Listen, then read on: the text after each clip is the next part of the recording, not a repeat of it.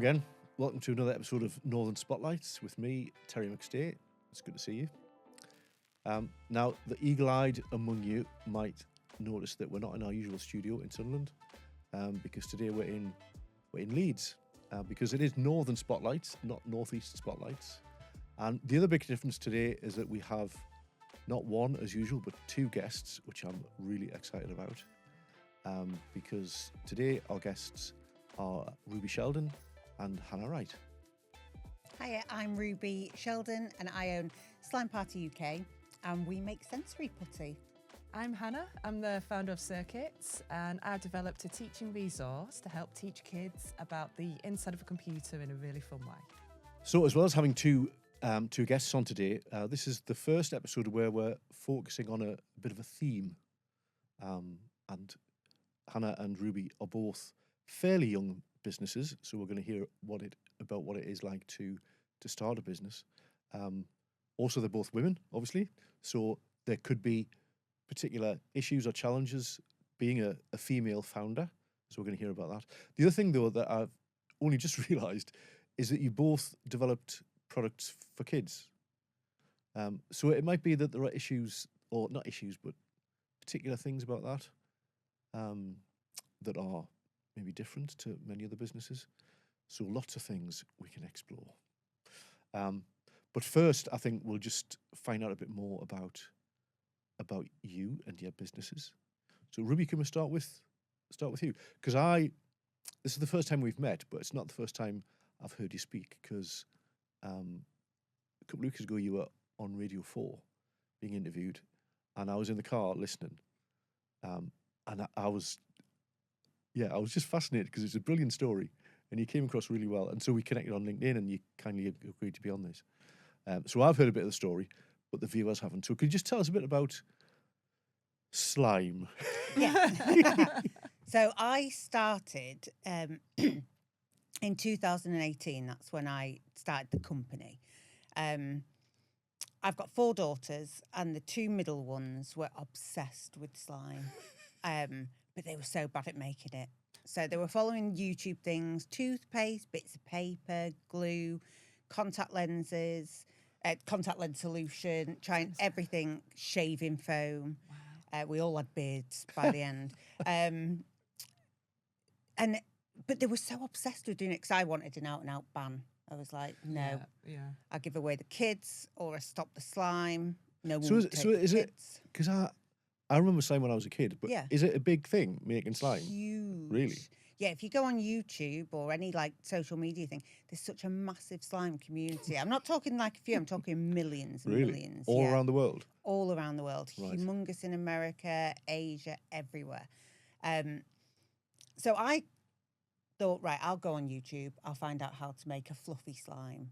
And it's just a recipe. So I bought the stuff to make it. Turns out I was fantastic. So I was like, right, brilliant. And I could see the appeal then. It was like really sort of like you're making something that you can play with it afterwards and it's just relaxing and fun. So I still hated them making it in the house though. Yeah. Because it's pretty messy by the sounds of it. Yeah. And those girls are just messy anyway. So add slime in and it's just... So I hired the local village hall and I told my friends and said, bring your kids, they can all do it. I've got them trays and we can have like an afternoon, like a workshop making it. I learned how to make a couple of different kinds. And they came and they had so much fun, but they were so engaged. But they were like 5 minutes before they were running around screaming. As soon as we started, they were stood still, making it, having really in-depth conversations with their friends. While they were making it? Yeah. And then a friend who was there said, oh, would you do this for Jade's birthday party? And I was like, yeah, I was on maternity leave at the time with my youngest. So I was like... So how many kids were there, that first one? Probably about 10, 11. Okay. And their parents, they hadn't left me with like all them kids. So I said, yeah, sure. My kids were going to this birthday party anyway, so did it for that. And I thought, this is really fun and kids like it. Yeah. So I set up a Facebook page. Okay. and I had 4 followers. I had my mum, my mother-in-law, and then 2 random men. But without any advertising, within a month, I was booked into the next year doing Really? slime Doing parties slime all over parties? the country. So I was going to like people's back gardens, working men's clubs, the Barclay in Knightsbridge. We did a party in there, and the Bulgari Hotel. All over. We were going to sort of like some crazy places. That is cool. Did slimes for Lad Bible for a promotion they were doing. So I went down to the Lad Bible offices, and then COVID hit, and it was overnight. It was just everything was cancelled. Yeah. So I had no business, Yeah. but I had a storage unit with all the So was stuff. it a business at that by then? Yeah. I'd started it like as a business, and I Right. was just doing it weekends. Right. And I had a little storage unit where I'd keep everything, where I could refill all my glue bottles and everything. So I was going to put the keys back, and then I thought, oh, I've got all this stuff, so I might as well put together a little make it at home kit. Okay.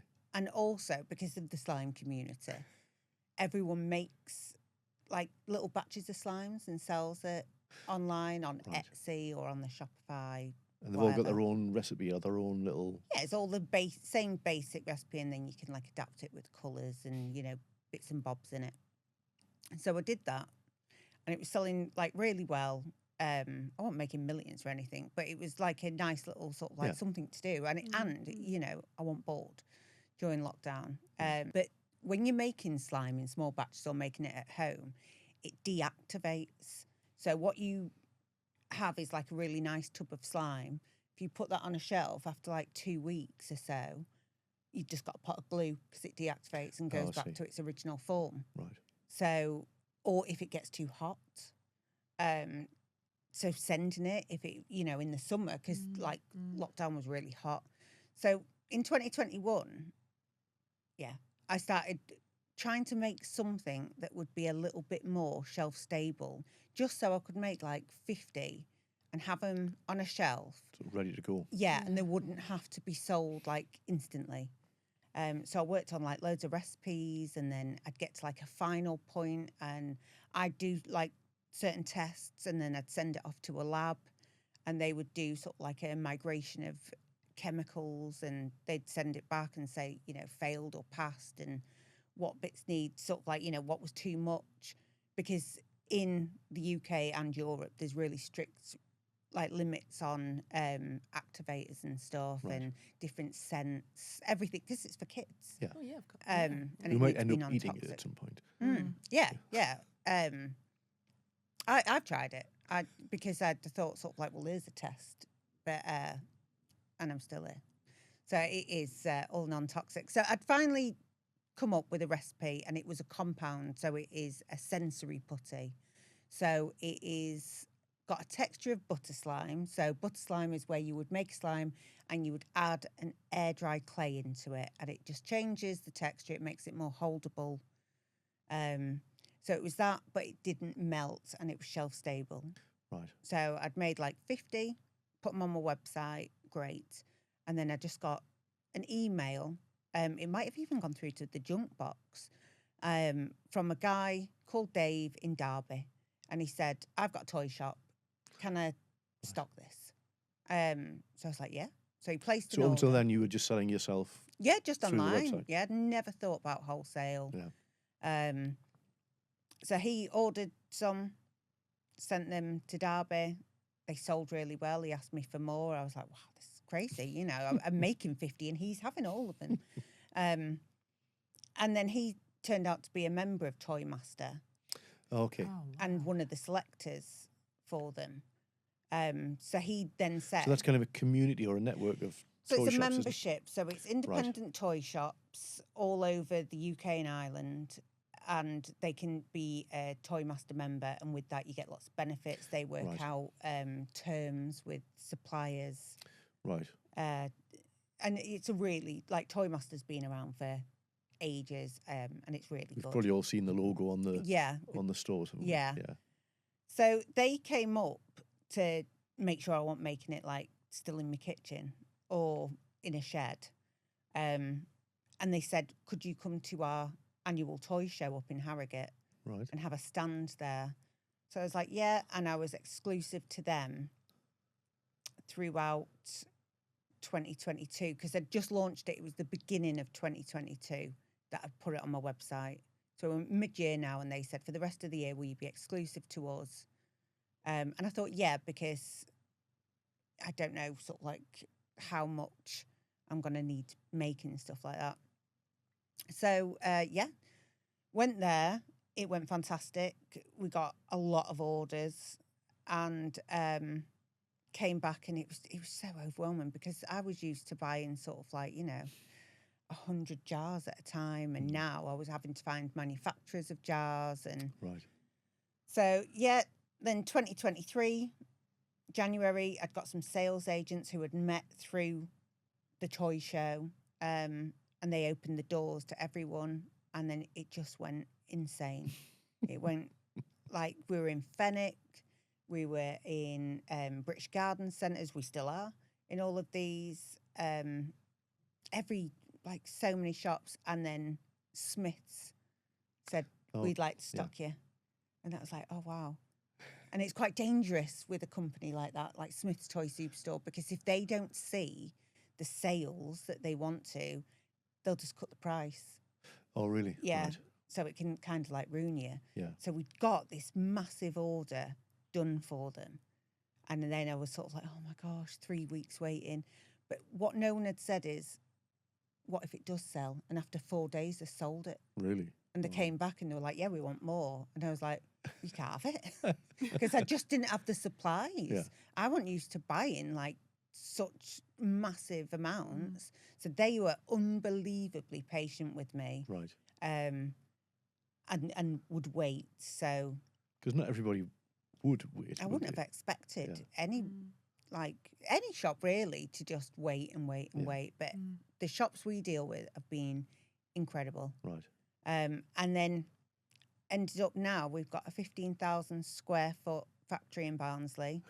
We've got like a team of 21 in-house, and then all our sales agents. We've now got a factory working for us in China as well, Right. making one of the putties, and that's for the export market because we're hoping to launch in the UAE and Australia this year. We're in places in Europe. We're all over Ireland. We're in New York, Lebanon, big sellers in Lebanon. So yeah, so it's just gone So crazy. wherever the slime community is, Yeah. and so I would imagine you use that community as well and all those connections to kind of spread Not the really word. to sell. I've got a lot of friends in there, and I sort of like support sort of like people because it's kids who are starting them, kids from like 10 upwards. Right. And in America, where they don't have the limitations on activators and stuff, I know some kids over there who started when they were 12 and 14, putting little videos on YouTube, who now have factories that are about Really? 5 times bigger than mine. Wow. And they're making Oh, wow. multi-millions. Wow. And it's incredible, absolutely incredible. And now our factory, we are later this year opening it up, part of it, as a slime making factory. So kids can make an appointment, not just walk in, prepare me, come to the factory, to an actual slime factory, and then make slimes Right. themselves. So they can see behind the scenes how manufacturing works and To a things. degree, so Right. they because it'll be at weekends Right. to begin with, so they'll be in the factory and they can see like some of the production, Right. but then they can learn about the act because we make sensory putty, which is a different compound to how you'd make slime. Right. So they're gonna start with slime and on how that's made, and then sort of like put whatever they want into it. Wow. And that, yeah, so that's planned later this year. And we've also, because our brand is now Putty Pals, Right. so they all come with a character, and they've been made into like a little animation series that's on YouTube. So Really, it's really taken off. Did you expect any of this when you were? no, not at all. I wanted to ban it, and here we are. And thank goodness you didn't. Yeah. Now one of my eldest daughter, she works for me. Right. My youngest, she's like a chief tester, and Of the two course. middle ones that start it, they work in completely. Well, one's doing her GCSEs, not interested, and the other one is a trainee chef. Right. So but they helped birth. It was all their idea. Yeah. Yeah. I think we need to see some of this, because you've brought a few samples with Yeah. you. Yeah. Can we have a go at it You can. without making too much mess? Hopefully. So they're all different characters. All different characters. Oh, all right. It's gluten free, which is great because kids who are gluten intolerant can never play with Play-Doh. Oh, because So- that's flour. Is Yeah. it corn flour or? Flour, so wheat. Right. But this is nice. So you've got Play-Doh, you've got slime. This fits nicely in the middle. Oh, wow. That's the sensory putty. Oh, that's actually quite nice. Whereas the original slime was more slimy. Slimy, goopy. You know, it can Oh, melt that's easier. That's really nice. It's very sort of like good for relaxing. It's like it's not like a stress ball, but it has the same kind of. Yeah. Yeah, of all that type thing. Yeah, it's just I can feel myself becoming in the more fidget relaxed toy world. as we Gonna- speak. Thanks for that, Ruby.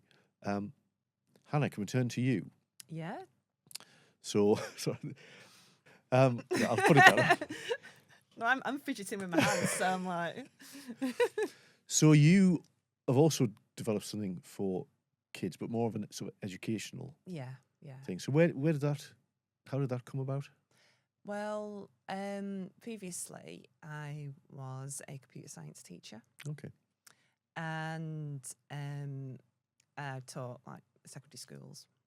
And when computer science first became more mainstream, I'm not saying it wasn't taught in schools, you know, there were some elements that were taught in schools, but when it became more mainstream back in like 2012, a lot of resources was focused on the programming side. Okay. Because, well, I was the same as well. As like, I knew nothing about programming. So a lot of resources, so you've got your microbits, Raspberry Pis, Arduinos, all that Right. good stuff. And they're more focused on the programming, which is absolutely fantastic. Yeah. Anyway, as years went on, I've noticed that one of the modules is teaching the inside of a computer. Okay. And I'm like, that's great. But the school that I was in wasn't enough funding to take apart like 30 PCs, you know. And so, you know, I hold my hands up at this. I use PowerPoint to teach the inside of a computer. I know.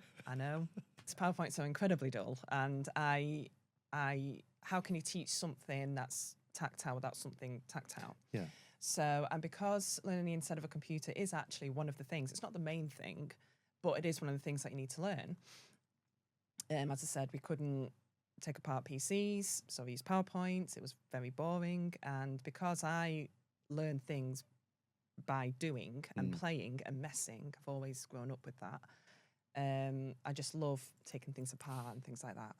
And it is the best way to find out how something works, isn't it? By Is. taking it apart and then hopefully putting it back together again. Well, yeah, it is. I mean, that's how I got into teaching in the first place, because I was really passionate about IT and technology and stuff like that from when I was like really young. Even when The Matrix came out, I loved to know how they did it and things like that. And it's like, wow. And but then I thought, okay, then there must be a better way to teach inside of a computer. There must be a better way. So when I came back from doing my from maternity leave, I came back for about 6 months, and then I left because I wanted to do my masters. Okay. And I was going to do that anyway. I wanted to do my masters, and I wanted to do it part time, so I was still working at this same school. And then COVID hit. There's a theme there, isn't there? There is a theme there, yes. Hard to ignore. I couldn't use the resources at the uni that I was at, and I was like, oh gosh, you know, what do I do? And then the final year project, you know, the main project that you have, it was like, right, you've got to think of an idea and you've got to develop something Okay. to use some of the skills that you learned in graphics design. It's like, okay, then. So I thought to myself, right, I thought back throughout my teaching, and I thought, how can I make learning the inside of a computer and teaching inside of a computer more interesting, more tactile, safer as well. Because giving a kid a real motherboard is spiky, it's sharp. I've hurt myself so many times demonstrating things, and it's quite overwhelming as well. Yeah. There's so many bits and bobs to it. Because you got one. So that's a motherboard? Yeah, there's one here, out of and I'll bring it up and I compare it to my motherboard. And it was, as I said, it's really overwhelming. And so I thought, okay, then let's make something that's really tactile. So I developed what is now called Component Builder, because you use components to build something. And circuits, because it's a kit, CIRKITS, it's a kit, that was established, it was registered in November 21, because the teachers and my masters loved the idea so much, they put me in touch with like a careers person and an enterprise team or something. So I got in touch with them. They're like, this is a really good idea. It's got legs. It's got something. Yeah. So I was like, right, okay then. So, and I was still developing this, because I've got a couple of different versions that were just so pants before the final version. And I was still developing. And then it wasn't till last year where I was doing programs, these business programs, because I knew quite a bit about developing this into something. I even learned how to use Unity to develop the app that goes with it.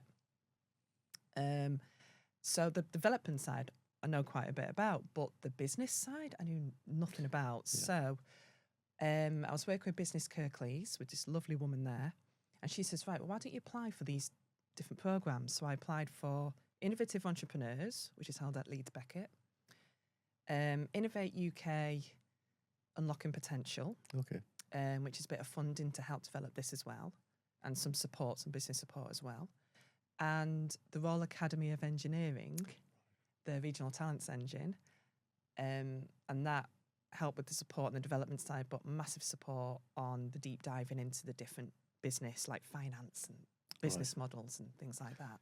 All the things that you probably didn't really want to learn about, but kind of have to. Knew nothing about, because I had to learn what it's like for business. I can't just be component builder. There's got to be more to it than that. Yeah. And how to manage that and organise that and structures and all that gubbins. I got accepted in all three of them. Right, brilliant. And I was like, this is fantastic. Oh no. So no wonder. So during the entirety of 2024, I was product developing, as well as I had the Innovate UK requirements and stuff, as well as going to Royal Academy of Engineering stuff, as well as going on to mentoring and coaching and lessons to do with innovative entrepreneurs. And I was like, as well as being a mum of two, as well as, and I was like, oh my goodness. But my God, did I learn a lot. Right. Oh my good God, I learned a lot. And I had so many kind of people that I networked with as well. And I became a STEM ambassador as well. And that opened up a whole massive network as well. I was able to exhibit at events and things, like I'm exhibiting again this year at STEM Fest in Bradford. And it was absolutely amazing. The people that you meet is absolutely amazing. And of course, RTC North was one of the lecturers there as well, and the mentors and the coaches. And it was just, it was really, really good experience. And now I'm at a point where I'm introducing new products as well. I feel a bit more confident in chatting and networking with people, and actually having serious talks with different companies as well. I know, because learning the inside of a computer is extremely important, especially if you want to encourage girls to get into STEM and things, because the way I've done it is I've kind of like disrupted how we teach hardware. Right. So in this case, even learning about the motherboard itself, I've simplified it and made it colourful. I've made it really tactile. Let's see that. That's this. We can see it there, but give us a little. So that's the real thing, an actual motherboard from. Yeah. So this is the real motherboard, which is incredibly sharp. It's very overwhelming. It's, I don't know if you can feel that there. It's just, Yeah. yeah. Don't want to so- stand on that. So you couldn't imagine like an 8-year-old holding this. It's very different to holding this cloud putty. Yes, It is really very spiky, different. actually. Yeah. Yeah. No, you wouldn't want to let that loose on anyone, would you? No, Really? it's quite difficult, isn't it? And it's quite overwhelming. I don't know how to put that back. Is that going to be put back up? Yeah, there we go. And this is mine. So for this one, I've even made it super tactile. It's nice and fuzzy. Yeah. It's nice and Lovely. fuzzy. It's got to be nice and fuzzy. And it's rounded and it's colourful and it comes with all these little bits that comes with it where you can slot them all together. And Okay. you have to slot it in a certain way as well, just like when you're building a Like PC. a real, yeah. Like a real PC. And it's just really, really, Oh, there's the fan. Yes. Okay. really nice. And the actual idea of this as well is, it's funny because we were talking about this earlier. The motherboard looks very similar to like a city. And I thought, right, okay, Oh, yeah. that's how kids describe the motherboard because Yeah. it's like buildings and things like that. So I thought, okay, then I'll take that concept because how we teach hardware is the processor is the brain of the computer. And I'm like, yeah, that's great, but how do you teach everything else? Mm. So in my little concept, the motherboard is like a town. All of the components are buildings and the processor is the town hall Okay. that communicates to all the other buildings. Right. So that just opens up to, okay then, so the graphics card is an arcade. The hard drive is a warehouse, but the solid state drive, the SSD, which is like a thumbstick, that's a library because it's nice and organised and stuff. It's still a storage device, but it's nice and organised. It's like roadblocks. Isn't it though? Yeah. And kids get it. Yeah. Young kids get it. Yeah. And you can even expand on this where if you want to do a deep dive into some of the components, for example, the processor, you can say the more people who work in the town hall, the faster the communication is between the buildings. Right.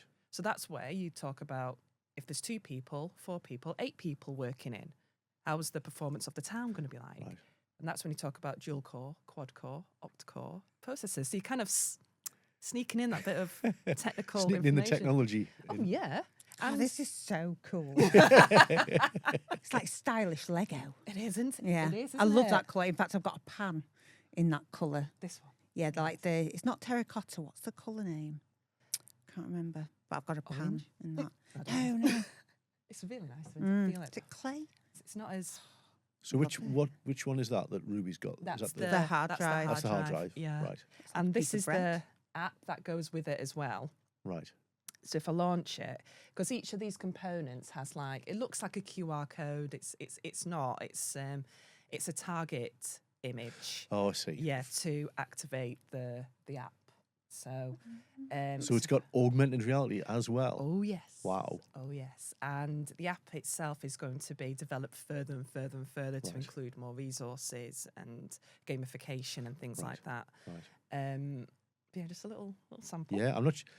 Hopefully, we can get the augmented reality experience. I hope so. But yeah, So that's- if I just pop it, so we could.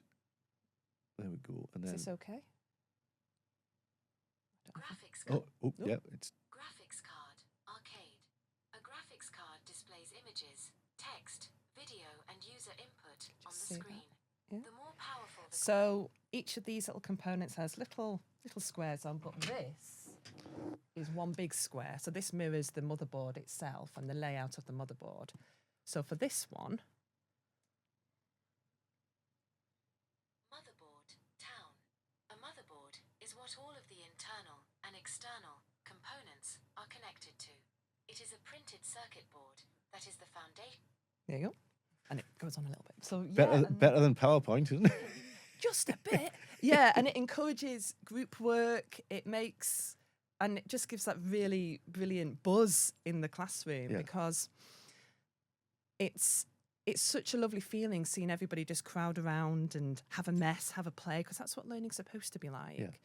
And with other factors as well, you know, it encourages more girls to get involved. Yeah. Because we need to encourage more girls into STEM. It encourages group work, so everybody learns from each other. There's a bit of peer learning in there as well. And it just makes the classroom lessons a lot more engaging because you got that wonderful buzz. It also ties into the Right to Repair Act, so it encourages people to fix things rather than just keep buying new. So there's a lot of different elements with this, and it's just I've had so much interest in this. I've sold a few of them as well, and it's just from where it was before, where this was my first little motherboard, what I printed out, compared to this. It's just such a wonderful feeling to see it progress. To see how it's come to life. Yeah. To see it come to life. It's so cool. But also then you just think where this could take. You could bring out one showing plugs on how to rewire plugs. Exactly. Washing machines, because people just buy new washing machines, don't they? Yeah. And instead of getting them fixed. I love it. Exactly. So having the confidence to actually fix things or upgrade something, or, I mean, with PCs, to make it run faster, don't be afraid to open it up and just have a look. But this is a very, very good way to kind of introduce it in a safe way. Yeah. It's a model, so you're not going to break it, and you connect things together. The shapes are very similar to a real motherboard, and even kids as young as 6 and 7 can look at this and go, hold on, there's a square there, there's a square in the real one. Oh, that's where the CPU goes. Right. And they can match it themselves. They can actually apply it, and it's such a wonderful. And it's a much better way to learn, isn't it, than just listening to someone God, yeah. telling them about different things. Exactly, and it's the best way. I love learning that way as well. I learn by doing. Yeah. I find it very difficult. I mean, growing up, I have 3 sisters, and I was the thick one, because I wasn't. No matter how hard I revised, I came out with B's and C's. My sisters come out with A stars and A's, and it's like, oh, what's wrong with me? And I grew up thinking, what's wrong with me?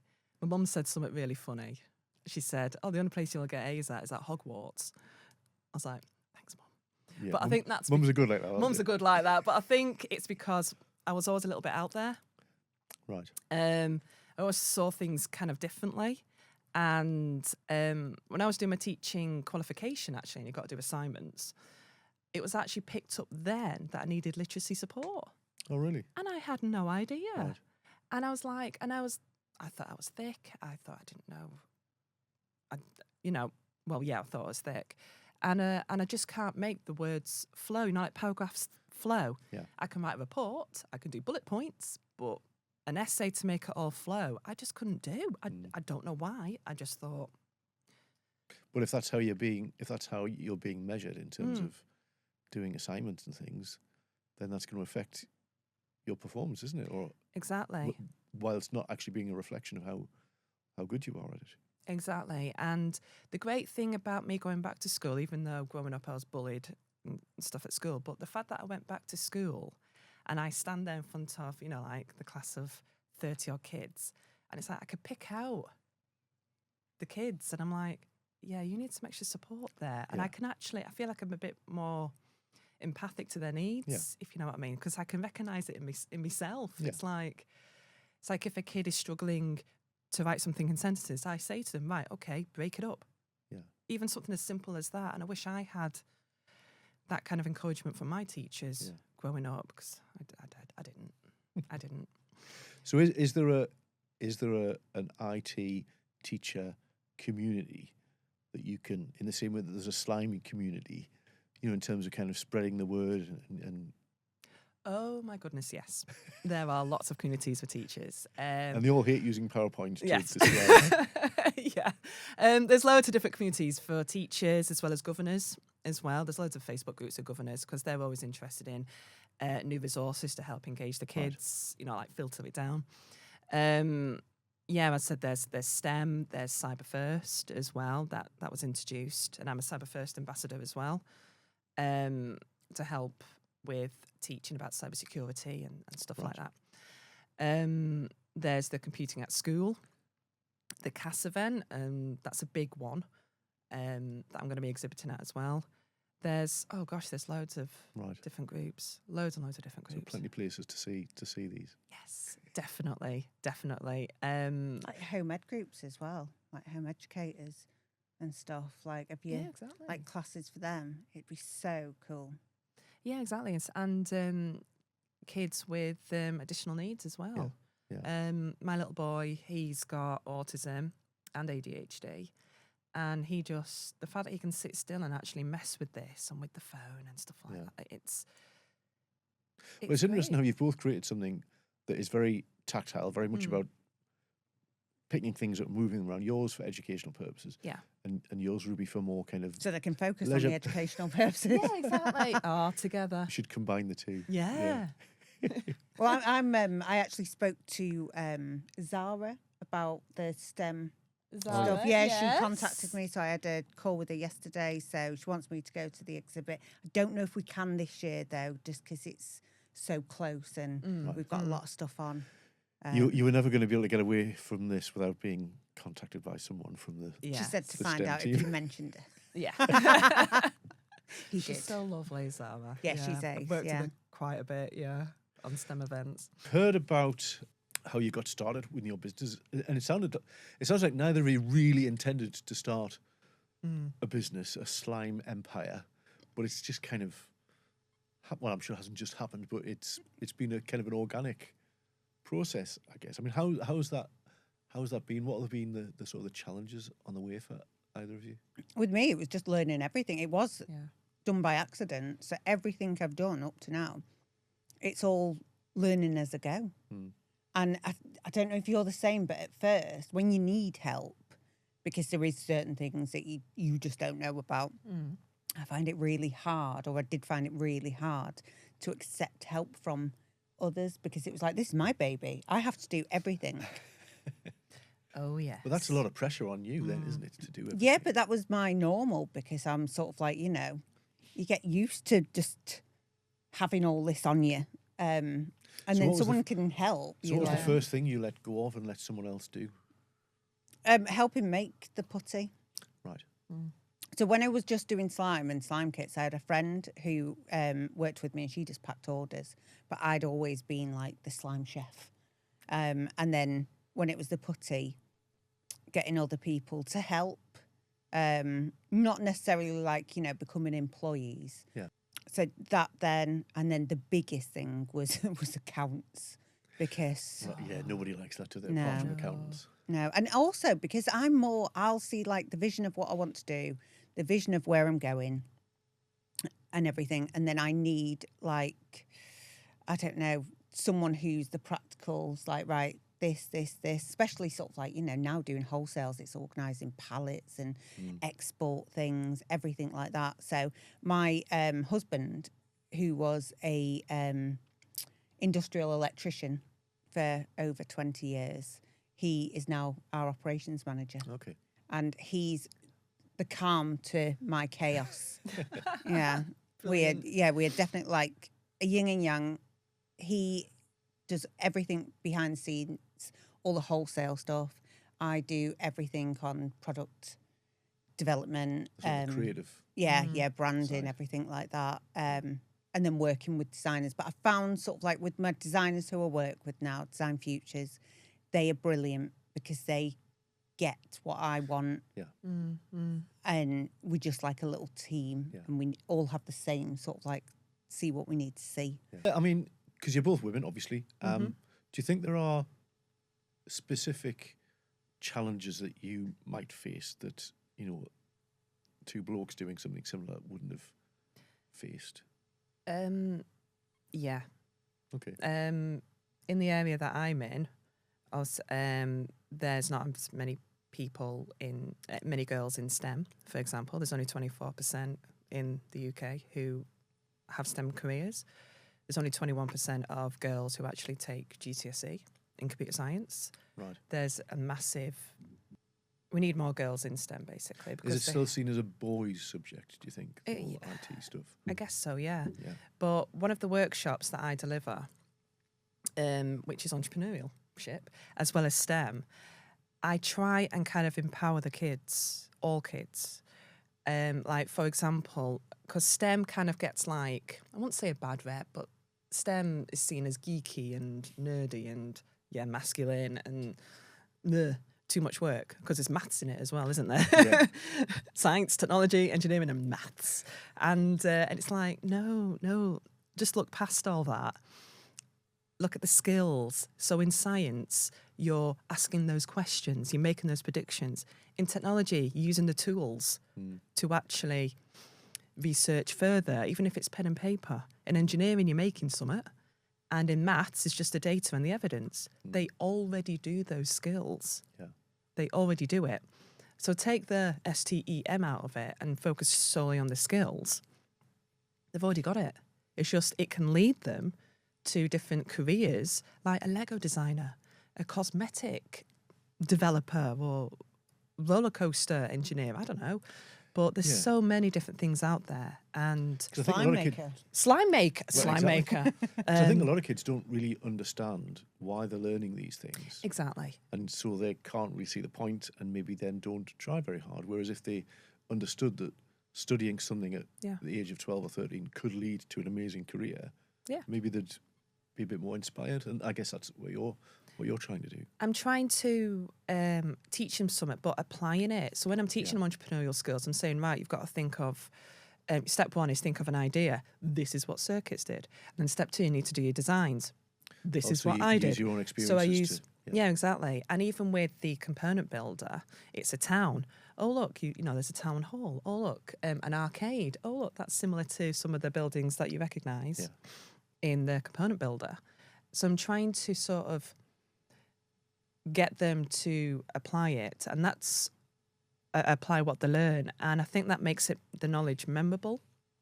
I mean, data backs this up, research backs this up, but it does, if they can apply it and actually see where that learning goes, it helps with engagement because they can see the point of learning this, and they can see, and it's been proven, if you know what I mean. So they can see how it can be used as well and where it can be used. And that goes on to the whole being an entrepreneur as well. I remember being an IT teacher. I've had to keep proving myself. When I first became an IT teacher in one school, the kids didn't take me seriously because I was female. Right. Honestly, some year 10 kids. And it was only when those same kids got into sixth form, because we had a sixth form at that point, and I was teaching them again, BTEC. And they're like, "Oh, hi, miss." I says, "Yeah. Got good grades, didn't you?" "Yeah, miss." You know, but you're having to prove yourself all the time that you know what you're talking about. And even if you don't, you get the support, or you're present in the business lessons so that you can get the support. And I don't know. Yeah. It's so hard sometimes. It really is. Poor Hannah. So Have you found that, Ruby, when you've kind of got to banks and things, because you must have needed quite a bit of sort of financial support to grow to where you are now? Yeah, but up until we moved to this factory, I self-funded everything, so everything we made just went back into the business. And then it got to the point where we couldn't take on any more staff in our old place because for health and safety, because they'd have to sit on each other's backs. And funding, I went to one place and he was so rude and sort of like kind of looking down his nose on that, you know, we've looked on Company's House, and I think we were, I can't remember what it was, but there was 80,000 turnover and a big loss. And it was like, yeah, but that was when I was doing parties. I was like, the year, I'm just waiting for an accountant that just got to go through all my stuff, because I attempted to do my accounts once and just basically I might as well have just set fire to the pages. And then the turnover had gone from 80,000, I think it was 80,000, to 250,000. Right. So it was like there's something, and it was with one product, no parties, one product. So he was like, "Oh, well, you know, this sounds like it's got legs. You need to get your ducks in a row, get like management accounts." So I did all that, and then contacted them again, and he didn't get back to me. Someone else did. And he said, my colleagues already said no. And I said, no, he said I needed to get this. And I have. So he's like, right. And then he had some questions about the accounts, which is fine. I couldn't answer them confidently. So I was like, right, my accountant can though. And he wouldn't. So he was like, oh, yeah, give him a number. And she phoned him and she phoned him and she phoned him and wouldn't answer. And when I complained about this, I think it was in the Times, they then had a spokeswoman, which was the only woman I know who works there or have heard of working there. And they said, oh, she didn't fit the criteria. I more than fit that criteria. I got everything they asked of me, I did. Yeah. And they tried to backtrack and, oh, she didn't have this. Oh, we wish her well. I've got it in emails. I've got all the emails. So it's like, don't lie when, everything's there. And it just really, it's just that fact that they think they can do that. And I don't think they would have to a man at all. Right. No. But and in other ways, my husband working with me is great. Couldn't do it without him. But 9 out of 10 times, someone who doesn't know us, men who come into the factory, talk to Paul, and Paul Rather has than to slowly and be like, why are you telling me? Tell her. Yes. It's like it's my company. Yeah. So a lot of times I never ever say that we're married because then they just think, we'll tell your husband, love. It's like, he works for me. And that, which I don't mind. If it was his, it's just that assumption automatic, Yes. oh, must be a guy. Yeah. That kind of perception is still out there, isn't it? It's... Not with everyone, but, know. Enough for it to be annoying when it happens. Yeah. Wow. Yeah, I got invited to the Royal Garden party.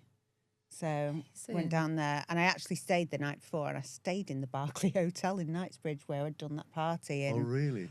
wow, it was amazing. I had a Japanese toilet. Oh, wow. Heated seat and everything. Amazing. So I'm jealous.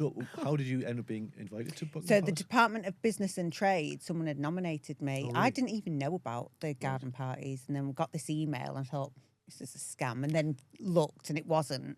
So I had like some forms to fill out and then got, an invitation from Buckingham Palace. Right. And then went down. And do you know what? It was so lovely. And the king wasn't there. I think he'd gone to the flower show, which, fair enough. But we got Will and Kate. Really? Yeah, there was Will and Kate. Amazing. So do they have like scones on a plate and things? Loads of little cakes and stuff. Iced coffee, tea. Meringues?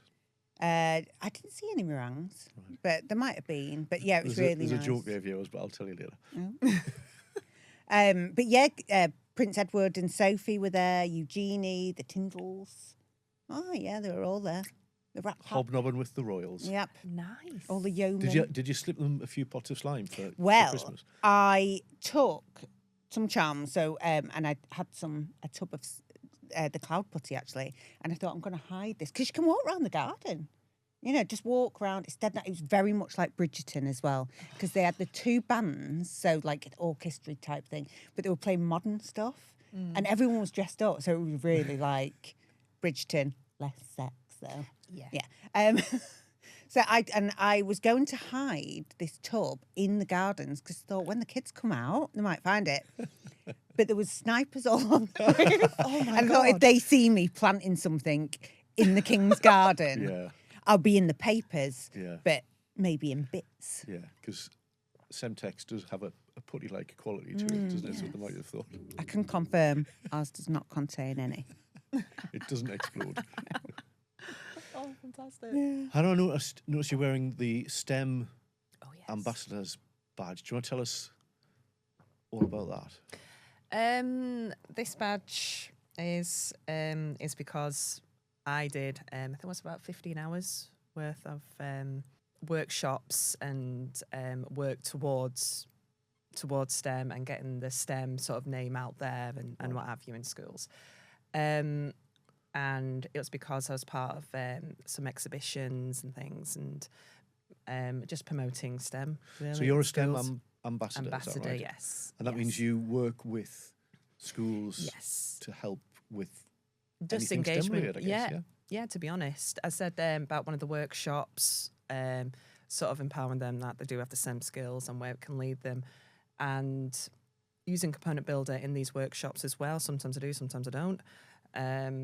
But just really kind of promoting STEM, and I've been told that I'm a good role model for that, with me being female and a bit of a gamer as well. And it's like it kind of, the kids are like, oh, and with my teaching skills as well, to try and engage the kids by walking around the classroom and having engaging PowerPoints up and stuff like that. It was really good. It's really and that's something anyone in business can can apply to be, and then they get involved in different activities. Okay. Exactly, yeah. So we'll put something in the comments or the description box if you're interested in being a STEM ambassador. So there's probably people watching. Well, hopefully there will be people watching who've been inspired by what the story you've told about starting a business, even though you probably didn't expect to. I mean, for anyone who's watching who is thinking, you know what, I've got a really good idea, or there's something I really want to do, what would your kind of advice be from each of you? Would you say? Do it. Just do it. Just do it. The support is out there. The right support is definitely out there. And if you go on to any of the programs, soak everything up. Be present. And even when I'm still networked with some of the people who are actually on the programs as well, some of the colleagues and stuff, and we still sort of WhatsApp each other and things. Yeah. And my advice would be, go for it. If it's got legs, there's help out there to make sure it goes off. Yeah. And that's a good point. I think a lot of people don't often realise is that you might go on these programs and you're working with a group of 10 or 11 other people who are on the same journey. Yes. And you can learn as much from them, I guess, as the people delivering the. Oh, absolutely. I was talking to somebody as well who was looking at manufacturing, and I wanted to talk to some people about manufacturing. Yeah. And it's just things like that. And they put me in touch with somebody, and they put me into, so it's not just networking through the networks of the different companies and the different programs, but it's the people as well. Yeah. And I mean, some of them are quite far ahead. Some of them have just got an idea and don't know what to do with it. But the support is there. And as I said, just soak up all the information, be present, and just learn from the advice that they're given to you. Yeah, definitely. Ruby, what would you say to an aspiring entrepreneur? I would say, go for it. Don't listen to sort of like people close to you if they're like family and like, oh, should you? Oh, do you think it'll work out? If you believe in it, if you like it, do it. If you're not having fun, don't do it. And I always think I love my company. It is my, another child of mine and that. But if it failed, it's not going to kill me. So, and I think if everything's like that, it's not the end of the world. These things, if it's meant for you, it'll happen. So you might as well give it a try. Yeah. It's a long time to work in. My husband, because he was an industrial electrician, 20 years in one job. And I was like, and he loves the whole electrics and stuff, but it's a long time to stay in a job that you think's like, it's all right. Yeah. Yeah. He probably wasn't having as much fun as you clearly are. Yeah. He's got a pallet wrapper now. He loves it.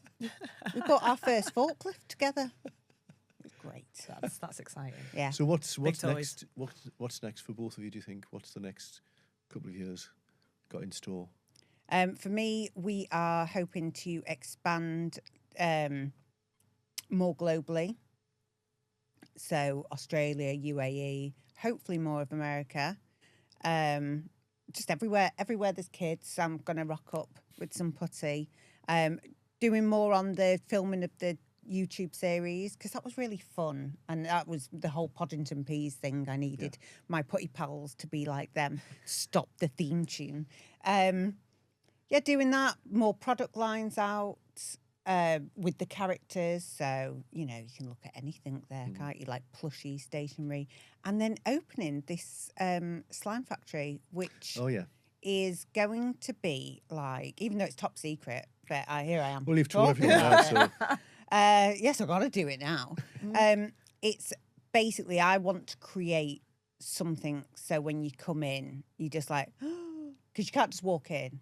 You'd have to book to do a workshop. And I want it like Charlie and the Chocolate Factory. Amazing. Yeah. or even better than Charlie and the Chocolate. Yeah. Yeah. Yeah. Although my youngest is like, will you have a chocolate fountain? I'm like, no, maybe. Maybe. A yeah. slime Stuff fountain, only. perhaps. I'll bring my kids. Hannah, what about you? Where do you think? What's your kind of vision? Manufacturing. Okay. Definitely manufacturing. Getting this out there. New products lined up as well. And workshops as well, travelling around to different schools and stuff, but really pushing to get this out there. I've already had a customer as well who's bought 4 of the kits, which is amazing. Brilliant.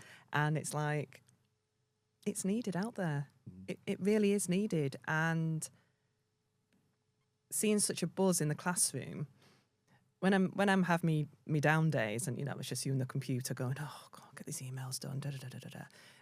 That's motivation, seeing the end result of the kids buzzing, talking about it, talking to the friends about it and things. That's what keeps me going. If there's anyone watching who could maybe help Hannah or Ruby with what they're doing with manufacturing or anything, or you're a massive toy shop and you want to start stocking this fantastic stuff. This is brilliant. Can I take this home? Yeah, you This can is have that one, brilliant. yeah. Then do get in touch, either with them directly or with us, and we'll connect you. But Hannah, Ruby, it's been fantastic. Thank you so much for telling us your story.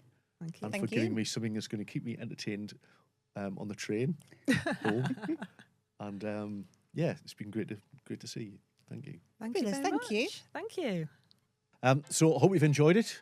If you have, please do click on the like button, and also we'd love it if you'd subscribe to the Northern Spotlights channel, because that means you'll get to hear when the next episode is coming out, and we wouldn't want you to miss one. So it's been great to see you again, and do join me again on the next episode of Northern Spotlights.